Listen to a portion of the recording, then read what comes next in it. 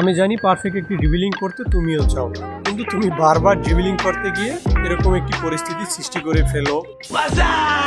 Perfect dribbling করতে তোমার দরকার স্ট্রেস, স্কিল, টাইমিং এবং অ্যাঙ্গেল। এগুলো সবকিছু ঠিকঠাক থাকলেই তুমি একটি ভালো ড্রিবলিং উপহার দিতে পারবে। আজকের ভিডিওতে এটাই দেখাবো তুমি এগুলো কিভাবে পারফেক্টলি করে সুন্দর মতো ড্রিবলিং করে তারপর তুমি একটি গোল দিতে পারবে।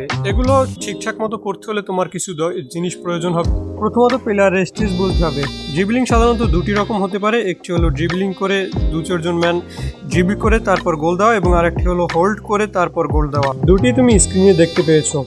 ড্রিবলিং করতে হলে প্লেয়ারের স্ট্রেন্থ তোমাকে অবশ্যই বুঝতে হবে। যেমন নেইমার জুনিয়রের ব্যালেন্স নেই, তারপর কিন্তু তার ড্রিবলিং খুবই ভালো, এটি দিয়ে তুমি বল হোল্ড করতে পারবে না, কিন্তু তাকে দিয়ে তুমি ড্রিবলিং করতে পারবে।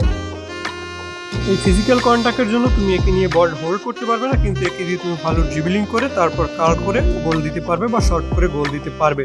কিন্তু এর দ্বারা তুমি হোল্ড করতে পারবে না, হোল্ড করতে গেলে এর কাছ থেকে বল মিস হয়ে যাবে। এবং আরেক ধরনের প্লেয়ার হলো, আমি যেমন ফোডেনকে যদি দেখাই, এর দেখবে তুমি ড্রিবলিং স্কিল মোটামুটি থাকলেও তার একদম কিকিং পাওয়ার এবং দেখবে ফিজিক্যাল কন্ট্যাক্ট মোটামুটি ভালো থাকবে।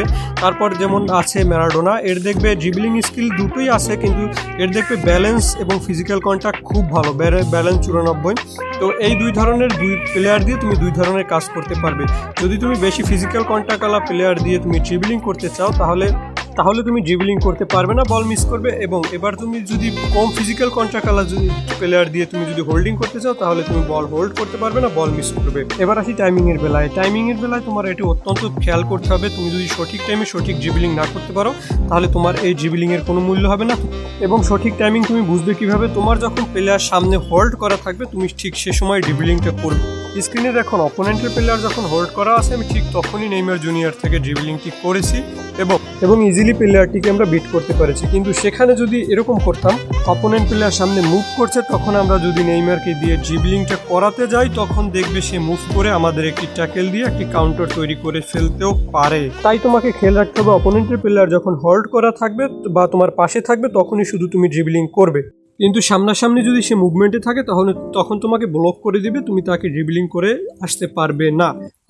আবার আমরা প্লেয়ার দিয়ে হোল্ড করে যদি ড্রিবলিং করতে চাই সেক্ষেত্রে আমাদের প্লেয়ারের অবশ্যই ব্যালেন্স থাকতে হবে এরকম, তাহলে না হলে আমরা ড্রিবলিং করে বের করতে পারবো না, আমাদের কাছ থেকে ট্যাকেল দিয়ে বলটা নিয়ে যাবে। সেক্ষেত্রে আমরা যেরকম করবো, হোল্ড করে ড্রিবলিং করার সময় আমাদের অবশ্যই খেয়াল রাখতে হবে অপোনেন্ট প্লেয়ারের মুভমেন্ট। অপোনেন্ট প্লেয়ার যেদিক মুভমেন্টে থাকবে তার উল্টো দিকে আমাদের মুভমেন্ট করে বল নিয়ে বের হয়ে যেতে হবে। হোল্ড করার সময় খেয়াল রাখতে হবে এটা দিয়ে অ্যাসিস্ট করার, কারণ এটা দিয়ে ফিনিশিং করতে গেলে কিছুটা এমন হবে। প্র্যাকটিসের মাধ্যমে তুমি টাইমিং ঠিকঠাক করতে পারলে তোমার আর ড্রিবলিংয়ে কোনো সমস্যা হবে না আশা করা যায়। তবে খেয়াল রাখতে হবে বেশি ব্যালেন্স আলা প্লেয়ার দিয়ে আমরা যেন ড্রিবলিং না করি, এবং যাদের ব্যালেন্স নেই তাদের দিয়ে যেন প্লেয়ার আমরা হোল্ড না করি।